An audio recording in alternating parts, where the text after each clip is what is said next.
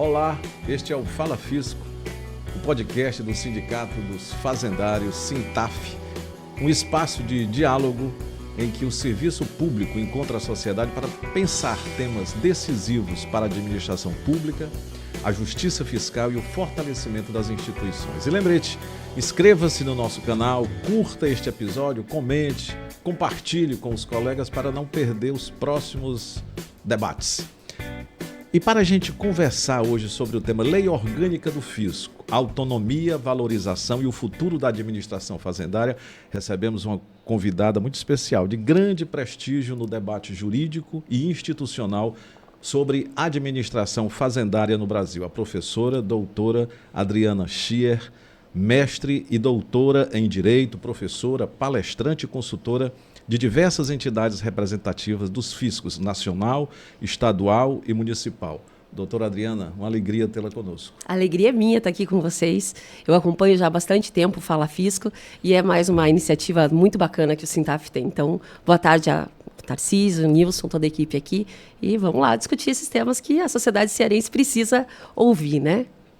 Também conosco, Nilson Fernandes, diretor de comunicação do Sintaf. Alegria tê-lo aqui conosco mais uma vez, Nilson. Mais uma vez, a alegria é minha de poder participar e discutir temas que são tão relevantes, não só para os fiscais, para os auditores, para os servidores da Secretaria da Fazenda, mas, sobretudo, para a sociedade cearense. Afinal, é a essencialidade do fisco que a gente vai conversar, discutir aqui com a grande e eminente. Muito obrigado, doutora, por estar aqui conosco, nos prestigiando aqui no estado do Ceará. Sabemos do seu curto tempo, mas muito feliz com a sua presença aqui. Reconhecida como uma das maiores autoridades do país quando o assunto é Lei Orgânica do Fisco, a doutora Adriana Schier tem papel relevante na construção teórica e jurídica dessa pauta, contribuindo há anos para o fortalecimento institucional das administrações tributárias brasileiras. Também é presidente do Instituto Paranaense de Direito Administrativo e referência nacional em Direito Administrativo e Legislação do Fisco. Ela esteve em Fortaleza para ministrar a palestra Lei Orgânica sem Fundaf. De que serve a administração fazendária? Promovendo uma reflexão extremamente atual sobre autonomia, estrutura, financiamento e valorização do fisco. E aí a gente vai começar, doutora Adriana, como começou sua atuação no debate sobre lei orgânica? E eu faço uma segunda pergunta. O que fez a senhora perceber, ainda no início, que essa era uma pauta juridicamente possível e necessária? Essa é uma pergunta que parece um presente para mim, Tarcísio, porque assim, eu sou do direito administrativo, toda a minha formação acadêmica, toda a minha formação profissional, minha atuação profissional é no campo do direito administrativo. E no meu escritório, eu advogo no escritório do professor Romeu Felipe Bacelar Filho, que é uma referência nacional, né, nessa área, e ele foi contratado pela FENAFISCO para fazer um parecer. Lá em 2007, eu tinha acabado de entrar no escritório. E aí o professor fez o parecer e o então presidente da FENAFISCO, Macanhão, liga para o escritório e pede para o professor ir até Brasília, numa reunião, para defender o parecer. O parecer, veja, já era sobre a apreciação de uma minuta da lei orgânica que lá em 2007 a FENAFISCO já tinha preparado. E o parecer estava super pesado, assim, no sentido de apontar diversas impropriedades diante do cenário constitucional, porque naquele momento estava todo mundo muito empolgado com a ideia da lei orgânica, né? A emenda constitucional 42 é de 2003, então ali fazia 3, 4 anos que estava sendo discutido isso e a FENAFISCO então tinha feito o projeto super empolgada, mas com alguns limites e precisando de alguns amadurecimentos. O professor Romeu diz: Adriana, eu não vou lá bater boca com essa gente, vai você. E assim foi a minha entrada na questão da administração tributária no começo, né, do pensamento e das reflexões sobre o fisco do Brasil. Mas eu me encantei na primeira vez que eu fui. Apesar de ter apanhado como louca naquela reunião, acho que nunca apanhei tanto, foi impressionante o quanto eu... Mas o quanto aprendeu também, né? Não, então, era o que eu ia te dizer. Acho que até para que eu não apanhasse de novo nas próximas, né, imaginando que, né, a ingenuidade verdade, a inocência e a esperança de que eu fosse convidada mais algumas vezes.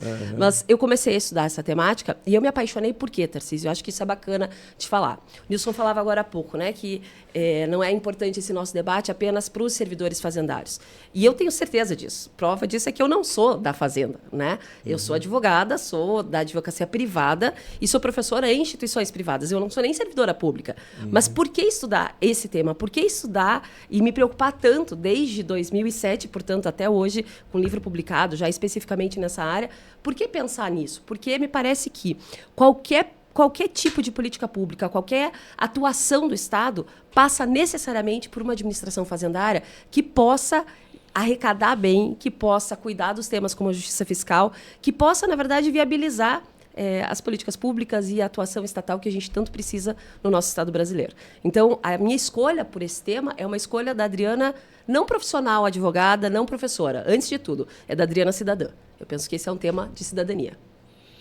Doutora, é muito interessante que as leis, normalmente, elas demoram um pouco para serem reconhecidas como tal. Quando é que, de fato, essa temática sai de uma base de um projeto, de um sonho, na verdade, né? O fisco acalenta esse projeto inicialmente como um sonho. Quando é que ela sai para ter uma base teórica mais robusta, de maneira que, depois de mais de cerca de 20 anos, é que a reforma tributária trouxe essa relevância para o fisco? Então, quando é que sai desse sonho e se torna uma compostura técnica? Eu penso que a partir de 2003, a gente tem, com a emenda constitucional 42, a gente tem aí o reconhecimento do Constituinte da essencialidade da administração fazendária. E, de um lado, a gente tem esse reconhecimento na Constituição. Então, eu falava, as primeiras vezes que eu parei para estudar esse tema, eu falava, o que essa gente quer? O que os sindicatos e as federações do fisco querem mais? Eles já têm um dispositivo constitucional que reconhece que eles são essenciais ao Estado, que eles têm recursos prioritários. Na Constituição de 88, pouquíssimas vezes a gente vê essa palavra, recursos prioritários, essa expressão. E eles ainda têm carreiras específicas. Tudo isso no texto constitucional. E eu, né, lá no início da minha carreira acadêmica, eu pensava, o que mais eles querem? Eles já conseguiram tudo na Constituição. E por que não Pois é, aí é que é o né? problema. O Nilson falava de uma base teórica forte e robusta. Até hoje a gente pena com essa base teórica forte e robusta, né? É um tema que a doutrina do direito tributário, com todo o respeito e amizade aos meus queridos amigos tributaristas, não produz. Quem produz nesse tema? Os servidores fazendários. Ainda bem que a gente tem uma leva de servidores extremamente qualificados, então a gente tem aí muita pesquisa sendo produzida. Mas é um tema que a doutrina do direito tributário e do direito administrativo brasileiro não se debruçou.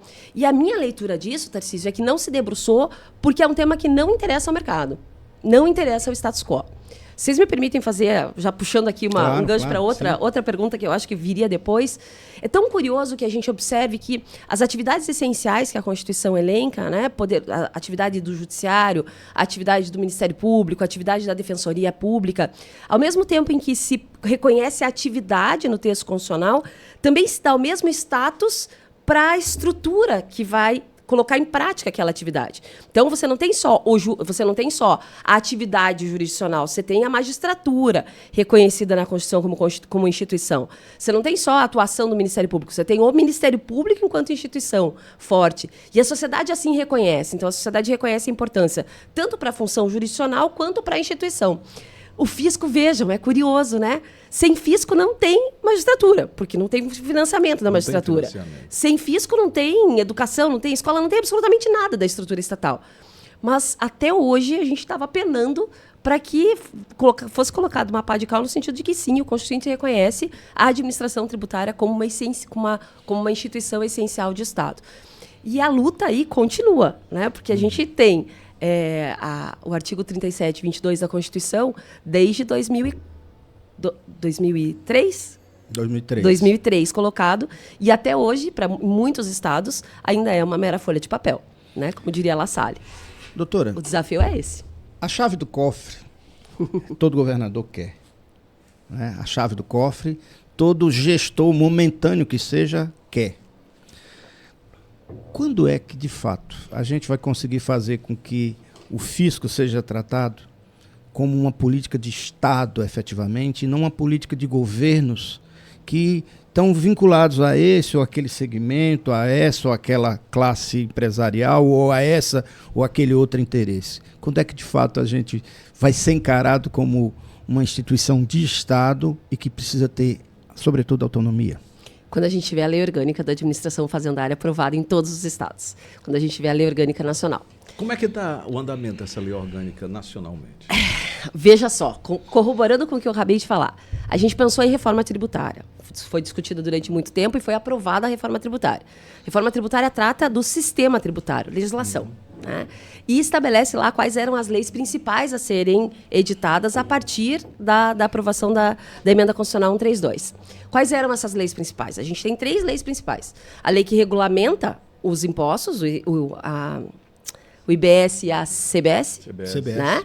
A gente tem a previsão do Comitê Gestor, que é um órgão completamente anômalo a tudo que a gente já viu no Estado brasileiro, né, do ponto de vista administrativo falando. Então, isso era muito importante, porque é o Comitê Gestor que vai centralizar as funções mais importantes da administração fazendária. E a gente tem a previsão, finalmente, né, de uma lei orgânica da administração fazendária, lá no parágrafo 17 do artigo 37. No Congresso se correu para aprovar a lei do IBS e a lei da CBS. Se correu para aprovar a lei do Comitê Gestor. E a lei da administração tributária, da administração fazendária? Está onde? Não está. Não está. Não está. Então, o que a gente percebe com isso? A gente percebe que há uma tendência, e me perdoem se eu estiver saindo um pouco da temática combinada, mas o que a gente tem é uma tendência de reformulação da legislação, eu diria até, me corrijam se eu estiver errada, mas de simplificação do sistema tributário, sem se preocupar com uma administração tributária, uma administração fazendária que vá dar conta desse sistema. Ou seja, com os executores daquela política, em tese. Porque a crença está onde, Nilson? A crença está de que nós atingimos um nível de sociedade em que a gente não precisa mais de um Estado policial fiscal em cima dos contribuintes. Que os contribuintes já adquiriram um grau de maturidade democrática que vão aí espontaneamente pagar seus impostos. Pagar os impostos. Porque a administração tributária, na verdade, existe para que exerça uma função pedagógica em relação aos contribuintes. Ou seja, se você não recolhe, você tem fiscalização em cima de você. Falando muito, né, para todo mundo entender, não para os servidores fiscais, me perdoem aqui a simplicidade do argumento. Então, a valorização da administração tributária, a valorização da administração fazendária, ela dá para a sociedade um recado. Se você não pagar, se você não cumprir suas obrigações fiscais, vai haver fiscalização sobre você. Agora, todo o discurso, e eu digo agora ambiente reforma, né? Todo o discurso vamos simplificar. O único problema, quem não pagava imposto não era porque queria sonegar. Quem não pagava imposto não era porque não queria contribuir e não reconhecia no imposto gênero, né, no tributo, um instrumento de realização dos direitos fundamentais. Não, quem não pagava imposto, quem não pagava tributo, era porque não entendia o sistema. Estão entendendo o argumento? A complexidade do sistema me impedia de pagar. Exato. Quando a gente simplifica o sistema, né, e simplificou talvez para o contribuinte, porque a gente estava comentando nos últimos eventos que a gente participou, ninguém sabe direito como é que vai ficar esse trem. Mas, enfim, então simplifica o sistema, é verdade, simplifica a legislação, mas torna muito mais complexa a atividade da fiscalização, a atividade da arrecadação. Eu falava, né, na palestra sobre o Fundaf, uma administração tributária, uma administração fazendária, que não conte com servidores letrados digitalmente, é uma administração que não vai avançar. E não é só não vai avançar, vai retroceder. E a crença está aí aonde, Tarcísio? Por que tudo isso, né? Não adianta a gente olhar. O direito, às vezes, é muito fechado em si mesmo, né? Muito autopoético. Aqui a gente não pode pensar nessa visão. Por que foi pensado assim? É uma falha do sistema? É um deslize do legislador? Não, é pensado como sempre foi pensado. A gente tem sistema tributário no Brasil. Investir na administração tributária, ter uma administração tributária fazendária, né? Uma administração fazendária autônoma, não vai facilitar e não vai propiciar alguns desvios que, infelizmente, a gente ainda vê no empresariado brasileiro. Mas o bom empresariado discorda disso, né? O bom empresariado sabe que, com justiça fiscal e com uma administração fazendária que atua igualmente para todos, ou como a reforma fala, de forma neutra, o que é um absurdo esse princípio, mas outro dia a gente fala sobre ele, privilegia quem, né? Contribui para que o sério cresça e não sofra com a concorrência desleal. A senhora falou de duas grandezas que era uma pergunta do Nilson, mas eu vou me antecipar. Existe lei orgânica sem autonomia e por que o Fundaf é estratégico nesse debate? Vamos lá. Essas duas perguntas são fundamentais. São centrais. Existe lei orgânica sem autonomia. O que é uma lei orgânica? A lei orgânica, por definição, agora entrando no juridiquês um pouquinho, me perdoem, mas a lei orgânica, por definição, é uma lei que estrutura uma instituição. E a instituição conta com 3 elementos. Uma estrutura de órgão, né, ou de órgãos administrativos, uma função específica, no caso da administração fazendária, funções específicas. A gente tem no artigo 156b, hoje, da Constituição, o elenco que compõe as atividades que devem, né, ser reconhecidas como atividades típicas e essenciais dessa instituição. E uma finalidade. Para que essa instituição existe? Então, nesse aspecto, vejam que no conceito em si, a gente não falaria de autonomia, né? A gente está falando de uma estrutura que tem uma determinada função típica, um determinado rol de competências previstos na Constituição e em lei, e com uma finalidade vinculada à teleologia mesmo. Para que essa instituição serve? A administração tributária, a administração fazendária, aqui no estado do Ceará, por exemplo, se estruturou na LOAF como toda a estrutura da Secretaria da Fazenda, né? Esse que foi o modelo adotado aqui. A gente tem lá o elenco das competências que são atribuídas a esses órgãos e aos servidores que exercem essas carreiras específicas, e a gente tem uma finalidade. Por que a administração fazendária existe? Para arrecadar bem, para arrecadar recursos, para que o Estado possa implementar políticas públicas e, em última análise, para que o Estado atenda aos objetivos da República Federativa do Brasil, que estão no artigo 4º. A promoção do bem de todos, o desenvolvimento, a erradicação da pobreza, a erradicação da marginalização, o ganho do desenvolvimento enquanto crescimento econômico. Ou seja, a administração fazendária é o órgão que é o coração mesmo do Estado, né? Sem administração... Como diz a nossa Exato, a campanha campanha linda de vocês. Agora, a questão é, dá para fazer isso sem autonomia? Não. Então, o Sintaf, quando me procurou com esse tema, a provocação era, existe lei orgânica sem autonomia? Em termos de existência jurídica, existe, porque eu não tenho lá na Constituição Federal os embates, né, a coalizão possível para levar para o texto constitucional a previsão da lei orgânica, não consigo colocar expressamente autonomia lá. Mas eu pergunto, a gente consegue... Mas na realidade, exato, no dia a dia, no fático. A gente consegue chegar à finalidade para a qual é feita a lei orgânica, a finalidade para a qual existe a administração fazendária, sem autonomia? Adianta dizer que tem uma lei orgânica aprovada se o servidor fiscal não vai ter acesso a, por exemplo, eu falava da digitalização, né, das novas tecnologias. Do letramento, né? Adianta a gente ter uma lei orgânica hoje que vai para a Fazenda, que vai regulamentar a reforma tributária que vai estruturar a reforma tributária em termos da prática, em termos da realidade. Se o servidor não for capacitado para atuar nesse mundo, e para ser capacitado, o que ele precisa? De investimento.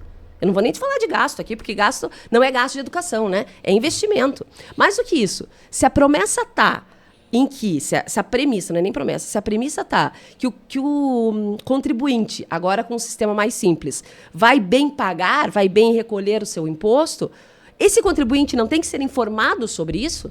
Não tem que ser sensibilizado, inclusive, em relação à importância do tributo? Porque esse é um tema, né? A gente não paga muito tributo porque a gente, enquanto sociedade, tem aí uma certa parcela que caminha mesmo para a ilicitude. Beleza. Mas tem muita gente que não tem consciência do que, para que serve a administração tributária, para que serve a administração fazendária, para que serve pagar tributo, né? Esse link, eu pago tributo e eu tenho acesso a políticas públicas, não é muito bem feito pelo cidadão, mas é a administração fazendária que vai fazer isso, que vai trazer essa conscientização através de políticas de educação fiscal. E então a transparência é um dos fatores fundamentais para uma gestão fazendária adequada. Sem dúvida. Nós vivemos num Estado-nação Brasil, que há 525 anos reluta em ser de fato transparente. Muitas vezes os tributos sempre são muito mais direcionados ou beneficiam mais determinados grupos no nosso país, e existe, infelizmente, ainda pela parte da mídia, um escamoteamento da realidade tributária no Brasil.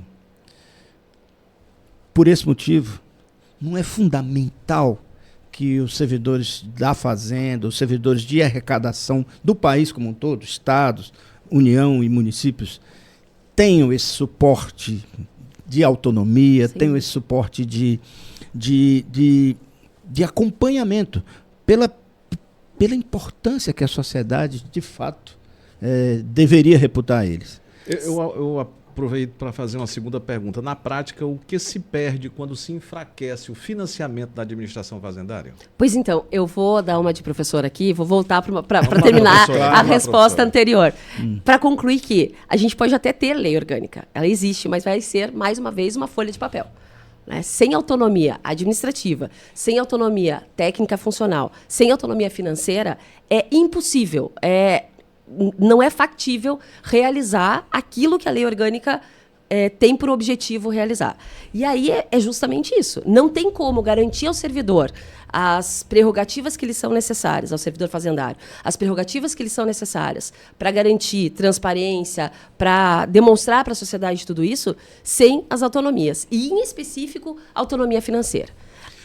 Nesse aspecto, aí a minha pergunta vem em cima disso. O Fundaf. O Fundaf seria um fundo da Secretaria da Fazenda. Como é que ele pode contribuir, como é que ele pode trabalhar para que, de fato, se facilite esse processo que a senhora bem falou agora? Fundaf, a criação de um fundo especial, que é a proposta aqui que a gente está em discussão, né? A criação de um fundo especial, ele garante autonomia para o fisco. Ele garante autonomia fazendária. De que maneira? Por definição, os fundos especiais eles são geridos por conselhos ou comitês, né, um órgão colegiado. E você retira da instância meramente política a decisão sobre o direcionamento dos recursos da administração fazendária com a criação do fundo. Mais do que isso, não só o Fundaf é essencial por conta disso, por tornar colegiada e democrática a decisão sobre quais serão os próximos investimentos da administração fazendária, mas tem 2 outros aspectos que a gente não pode esquecer. A existência de um fundo e de uma dotação orçamentária previsível, e eu já falo disso, permite que a gente tenha planejamento de atuação estratégica de longo prazo. E esse é um dos maiores problemas das políticas públicas no Brasil. Você falava há pouco, é muita coisa para falar, né? Mas você falava há pouco da ideia de reconhecer a administração fazendária como uma política de Estado. Esse é o grande problema. A gente tem, no máximo, políticas de governo. Com esse secretário, a administração fazendária está mais vinculada ao controle deste determinado setor. Com esse outro secretário, vai. Esse secretário ou essa secretária vai investir no servidor. Essa outra secretária, não. Eu estou vendo um sorrisinho aqui que indica alguma piada interna. Ficamos à mercê, então, da boa vontade ou não do plantonista daquela cadeira no palacete. Mas aqui a gente tem um problema técnico, que o jurídico adora falar. Aqui a gente tem um problema técnico. Dizer quais são as políticas públicas que vão ser escolhidas por um determinado governo é competência da política. Concordam? Sim. É competência da política. Agora, ter servidores qualificados, ter uma instituição forte que permita a arrecadação correta, que permita a arrecadação com base em justiça fiscal, não é decisão política. Isso foi uma decisão do Constituinte. Então, não há que se admitir que o investimento na administração fazendária seja do critério ou do local, da ordem da escolha do governador de plantão. Com todo respeito aos governadores aí. Claro, claro. Uma coisa importante que a gente também tem que comentar. Nós estamos vivendo uma fase no planeta onde está havendo uma convulsão geral e cada vez mais as pessoas têm admirado a postura de planejamento a médio e longo prazo de países asiáticos, como é o caso da China. E, ao vislumbrar a longo prazo, começa a fazer uma verdadeira transformação.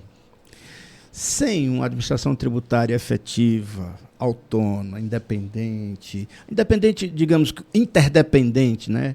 Mas seria possível se crescer, de fato, como sociedade, como país?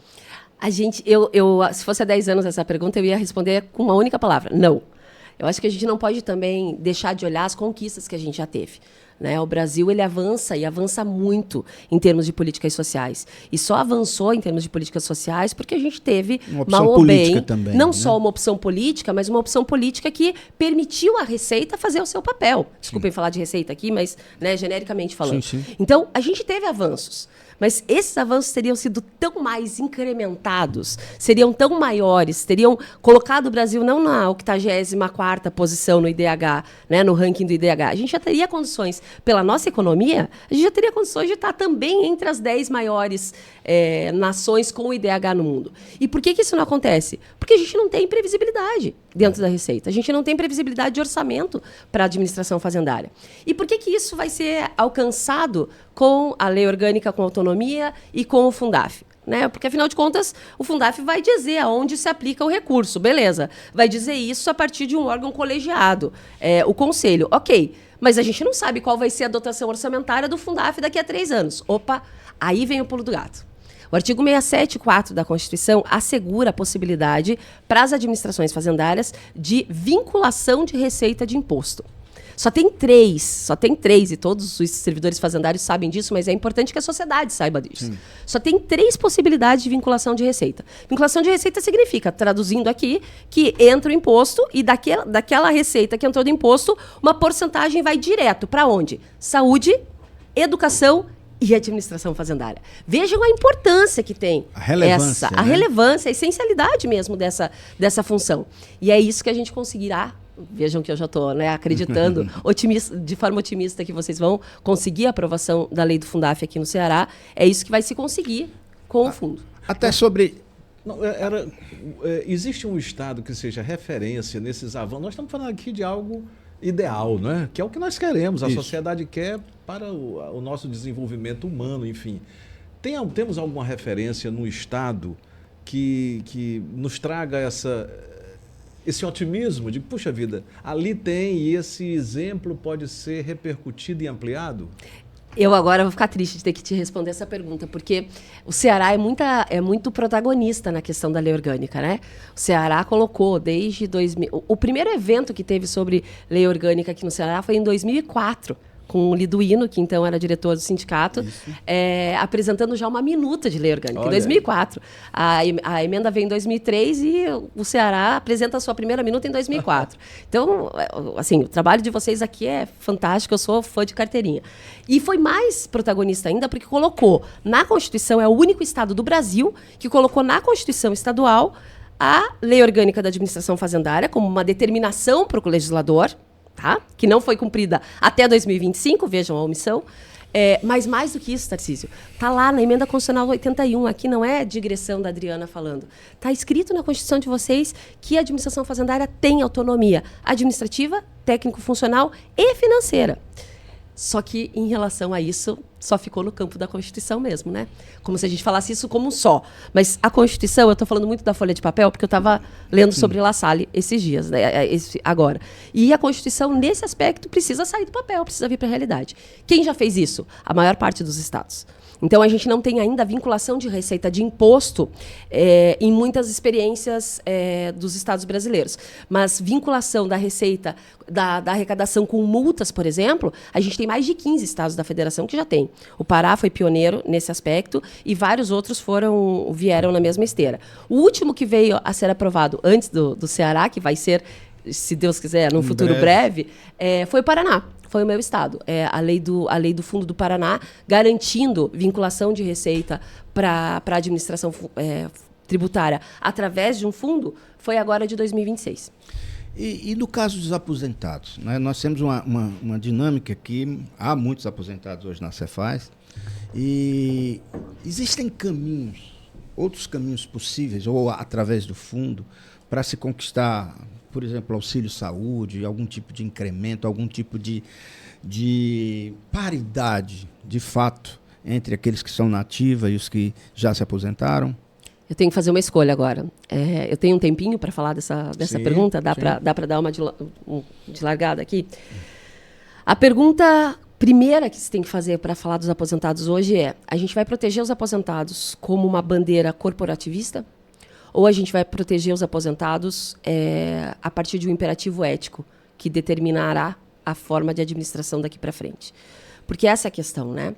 Então, quando a gente fala da proteção dos aposentados, pode parecer uma bandeira corporativa, mas não é essa a dimensão que a gente quer para a lei orgânica, não é essa a dimensão que o Fundaf está pensando, não é essa a dimensão que, inclusive, veio reconhecida pela decisão recente do Supremo Tribunal Federal, que admitiu expressamente a extensão para os aposentados de determinados benefícios, justamente para garantir a paridade, que também está quase virando folha de papel para quem conseguiu conquistá-la antes das reformas previdenciárias. Exato. Então, me parece que a gente precisa aqui trabalhar muito, isso está no campo da comunicação, que vocês dois são as autoridades aqui, mas a gente precisa trabalhar muito no campo da comunicação, que é esse resgate ético do reconhecimento da tradição, do reconhecimento da experiência. Adriana, mas você acabou de dizer que o servidor da administração fazendária vai ter que se atualizar nas novas tecnologias, vai ter que se atualizar nesses novos sistemas. Mas tem algo que não muda, né? Quer dizer, a compreensão do que é administração fazendária. A finalidade que a administração fazendária tem. E a realidade que a gente tem hoje foi construída por quem está hoje na atividade. Então, falar de proteção dos servidores aposentados hoje é trazer para dentro da administração pública brasileira, e eu não estou falando aqui só dos fiscais, só dos servidores fazendários, estou falando de toda a administração, porque o ataque aos servidores públicos aposentados é geral, não é só, né, não está só dentro da questão da fazenda. Mas esse é um reconhecimento, esse é um postulado ético que a gente precisa retomar. Me perdoem para esse momento. Mas sim, agora falando como advogada, que era a tua pergunta, falando como analista em relação a aqui. O Fundaf pode custear auxílios, inclusive para os aposentados? A resposta é sim. Não há nenhum dispositivo que impeça que a criação de um fundo especial financie, custeie benefícios sociais para os servidores que se aposentaram naquela categoria. E a gente tem aí agora, com essa decisão do Supremo, que não se aplica diretamente. Essa decisão é bem recente agora. Agora, na verdade, é de 25 de março a decisão, e para a gente, né, balizar todo mundo no mesmo discurso, eu estou falando da decisão que foi dada pelo Supremo Tribunal Federal, num caso bastante específico, discutindo os chamados penduricalhos no serviço público, né? E não vai dar tempo de entrar nos detalhes aqui, mas eu quero deixar dito já que essa decisão é importante para cá e para a nossa discussão do Fundaf. Por quê? Porque havia muito debate se, afinal de contas, a gente pode ter auxílios que sejam extra-teto, porque esse também é o grande problema dos aposentados, né? Com a definição do teto, a gente tem aí quase um congelamento daqueles servidores que se aposentaram no topo da carreira. E um congelamento mesmo, né? O déficit, a defasagem do valor do teto, que era há 15 anos atrás para hoje, a gente tem uma defasagem gigantesca. E essa defasagem não é corrigida por conta de todas as implicações do campo financeiro. Então, como é que se corrigiu?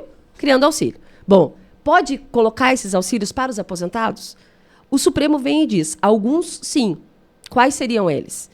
Auxílio saúde, que eu acho que é o grande reconhecimento, principalmente porque, né, o aposentado ele vai tendo uma demanda maior ainda com gasto com qualidade, com a sua qualidade de vida, né? Saúde hoje é mais do que só ir no médico e pegar a receita, né? A gente está falando de bem-estar mesmo.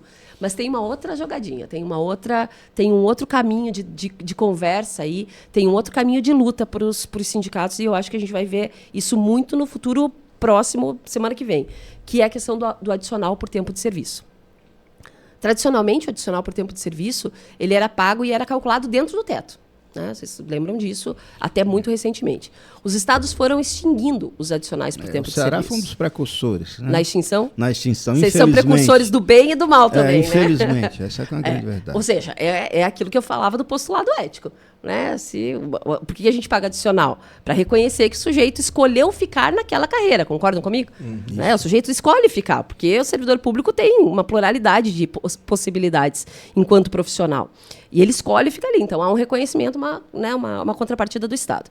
Muito bem. Então, isso agora vem dada a notícia e a dica, digamos assim, pela decisão do ministro Flávio, de que é possível ter a implantação, não é adicional, o termo que ele vai utilizar, porque adicional teria que ser dentro do teto, implantação de uma indenização por tempo de serviço. E essa indenização por tempo de serviço, obviamente, vai ser extensível aos inativos.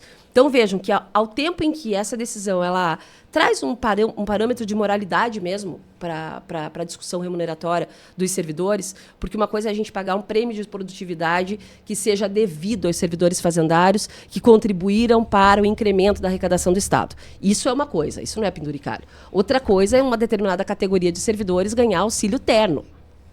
Né? Então, não é disso que a gente está falando. Até a título de ilustração, alguns anos atrás foi feita uma pesquisa entre as diversas categorias do Estado do Ceará e, excetuando-se a polícia, a expectativa de vida do servidor fazendário era a menor entre todas as categorias do Estado. Ou seja, o nível de estresse, o nível de responsabilidade, de comprometimento, né, de compromisso com o trabalho, né, físico, mental, né, faz com que a nossa categoria tenha uma expectativa de vida relativamente pequena em relação aos demais servidores do Estado. Nilson que assustador. E doutora Adriana, a gente está quase chegando ao fim. Em Bom Cearês, a senhora, eu lhe convido a tomar um goipim d'água, que é um gole. Enquanto eu lhe faço aqui mais uma pergunta, hoje qual o maior desafio para avançar na lei orgânica do fisco com valorização, autonomia e segurança jurídica? O maior desafio, posso ser um pouquinho mais megalomaníaco e falar os maiores desafios? Os maiores. Então, a gente tem um desafio de natureza política, que é o velho embate mercado e cidadão. Então, quanto menos a gente tem, ou melhor, quanto mais a gente tem a interferência do mercado no campo da regulamentação sobre a administração tributária, sobre a administração fazendária, eu estou falando aqui do mercado que é representado no Congresso Nacional, dos grandes grupos que estão lá presentemente no Congresso Nacional. Esse é um grande desafio. Quanto mais frágil, quanto mais depreciada, quanto menos aparelhada a administração fazendária, melhor para esse mercado. E não um bom mercado, volto a dizer, eu não estou generalizando aqui, né? Não estou usando só uma análise marxista. Mas as bets são um exemplo do que não é um bom mercado. Eu ia falar exatamente disso, eu ia falar de bets, eu ia falar inclusive das grandes empresas de tecnologia, sim, que são empresas que movimentam bilhões da nossa economia e têm uma carga tributária completamente incompatível com o que fazem. E inclusive remetendo todo esse dinheiro para fora do país. Né? E não só isso, né? Estabelecendo novos parâmetros para a gente compreender o que é a nossa soberania hoje. Hoje a gente fala em soberania digital. Muito bom. Né? Então, esse, para mim, é um grande desafio, que é o desafio de ordem política. Mas a gente tem, se me permite dizer, Tarcísio, assim, algo que eu venho aprendendo nessa jornada que eu tenho feito com o fisco desde 2007, a gente tem desafios internos também. É tradicional no Brasil, e me perdoem se eu estiver tratando aqui de um assunto sensível, mas é tradicional no Brasil uma certa falta de reconhecimento dos servidores fazendários da sua própria essencialidade. Então, me parece que o servidor fazendário, ele tem... E estou falando disso porque eu penso que não adianta só dizer está no campo da política o desafio, então a gente não tem o que fazer. Não. Eu acho que é hora do servidor fazendário assumir a sua condição de agente. Estou falando aqui de agente a partir de Amartya Sen, de agente como alguém que é capaz de construir a sua história. Transformar mesmo. Que é capaz de transformar, que é capaz de emancipar. Né? De ser emancipado e de emancipar. Então, a partir daí, o que o servidor fazendário pode fazer? Eu acho que é um pouco esse o nosso desafio, de relembrar para o servidor fazendário que ele não só tem força para implementar as mudanças necessárias, não só para melhorar o auxílio saúde, mas especialmente para aparelhar a administração fazendária para que ela venha exercer a sua função essencial. Então, peraí, servidor fazendário, você mais do que lutar pelos seus direitos, está lutando pelos direitos da nossa coletividade. Você é um cara que a gente reconhece um munus público mesmo. E tem outra questão. A gente precisa fazer essa galera entender que nós temos que trabalhar com união dentro das fazendas. Não dá para olhar para a Secretaria de Fazenda e entender que você tem uma única carreira, que vai ser a carreira responsável pelo avanço da administração fazendária, e que as demais carreiras vão ficar a despeito. Então, enquanto tiver briga interna, e infelizmente eu estou falando de uma realidade que é de muitos estados. E é um fato. Né? É um fato. Enquanto a gente tiver essas brigas internas, a gente não vai conseguir avançar. Então, a gente tem três campos de desafio. Um desafio de ordem política, eu diria o mais geral, um desafio de ordem organizacional, de ordem estrutural mesmo, que são as lutas internas de categorias dentro da fazenda, que não percebem que são trabalhadores e que a luta entre categoria de trabalhadores só favorece os donos dos meios de produção. Do poder, né? Então, assim, sendo bem marxista aqui agora, mas é disso que se trata, né? Somos trabalhadores. Antes de ser auditor, fiscal, técnico, né? Somos trabalhadores. Acho que essa é a segunda dimensão. E a terceira é o papel individual de cada um. Pronto, eu sei que estourei muito tempo aqui, me perdoe. A gente teve por tema hoje, está tendo por tema, Lei Orgânica do Fisco, Autonomia, Valorização, Futuro da Administração Fazendária. Aqui com a professora Adriana Chia. E essa discussão é uma discussão que vai muito além de carreira ou estrutura interna. Aqui a gente está falando de Estado, de capacidade administrativa, de justiça fiscal, de valorização institucional e de condições concretas para que a administração fazendária cumpra o seu papel com eficiência e autonomia. Nosso agradecimento especial à professora Adriana, que nos trouxe maravilhas de informação de tema tão estratégico para o presente e para o futuro do fisco brasileiro, em especial o fisco cearense. Doutora Adriana, muito obrigado por sua presença, suas palavras finais para quem nos acompanha. Bom, eu queria agradecer muito a oportunidade. Eu venho falando da administração fazendária, da administração tributária há tanto tempo e, como eu disse no começo, Tarcísio, isso para mim virou um mote da minha vida mesmo, assim, né? Para mim, a aprovação da Lei Orgânica Nacional da Administração Tributária, que virá no futuro próximo, a conquista aqui do Ceará, né? A conquista do Rio Grande do Norte, que veio agora, a gente já tem aí, né, o crescimento das leis orgânicas. Isso para mim é um pouco de reconhecimento de que realmente a gente tem condições de mudar o nosso futuro, né? Eu estou falando enquanto nação brasileira, enquanto sociedade brasileira.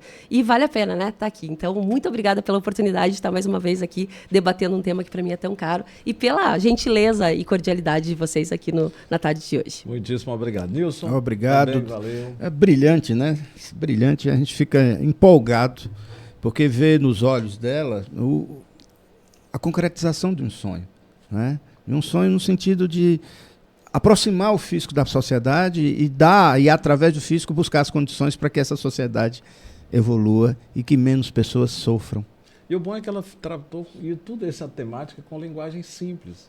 Então dá para compreender esse otimismo dela, com compreensão, com sensibilidade, é tudo do que nós precisamos para um país mais humano. E assim nós chegamos ao fim de mais um Fala Fisco, o podcast do Sintaf, Sindicato dos Fazendários. Se você gostou da nossa conversa, curte, comente, compartilhe, ative o sininho para acompanhar os próximos episódios. Nilson, like. Adriana, valeu, até a próxima. Obrigada, até. Obrigado.